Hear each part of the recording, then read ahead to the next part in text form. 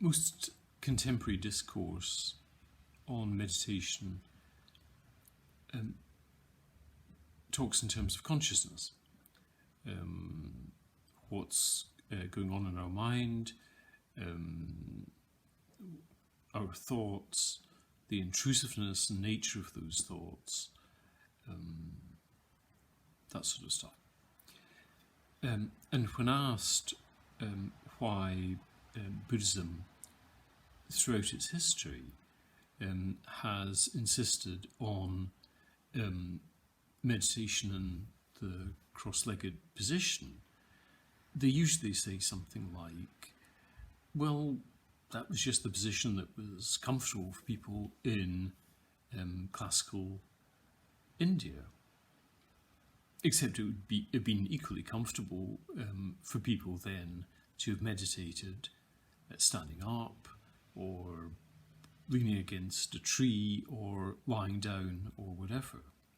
And also that we've no reason to think that the cross-legged position was universally comfortable for people, because if it was, we wouldn't have meditation instructions by Dogen, for example, which clearly make allowances for people who are incapable of sitting in the full lotus position.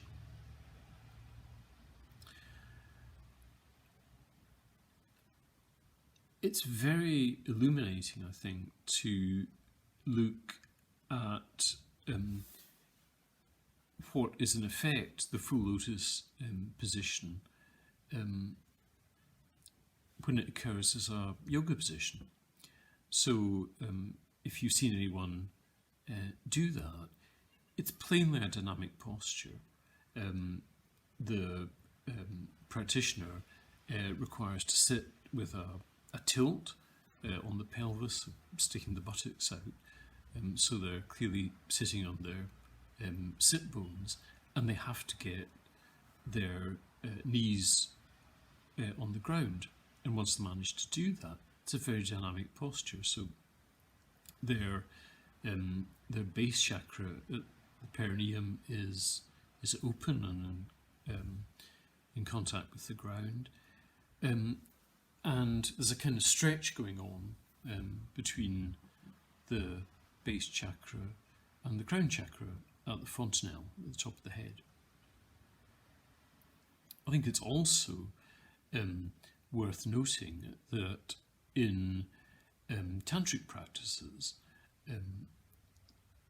like the microcosmic orbit, for instance, in Chinese Tantra, again, the cross-legged position is used, and the purpose then is to circulate energy up the back channel, down the front. And it may be of some significance that Bodhidharma, as well as being the founder of Chinese Zen, is also apocryphally probably the founder of Chinese Tantra, as well as Chinese Kung Fu. So the marginalisation of the body in contemporary discourse about meditation is, I think, mistaken. And if it is mistaken, then we're obliged to look at meditation not primarily through the lens of consciousness, but as a kind of dynamic interplay between the alive body, the dynamic breath, and wide awareness. And within that, somewhere is the mind, but it's no longer of central importance. And whether it's busy or quiet, agitated or peaceful, isn't the most important thing going on in practice. Put our body in the correct position, and then our body is activated. So this push that comes up, uncompressing our spine, is not something which we're determining with our mind. It's not something which we're controlling with our voluntary muscles. It's just something which, as it were, we're a witness to. So,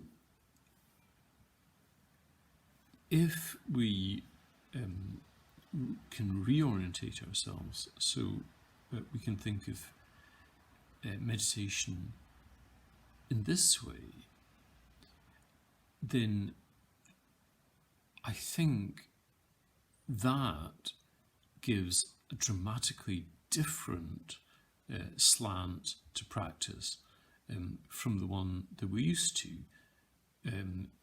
which is essentially concerned, I think, with the evolution of consciousness, which is delusional and arrogant.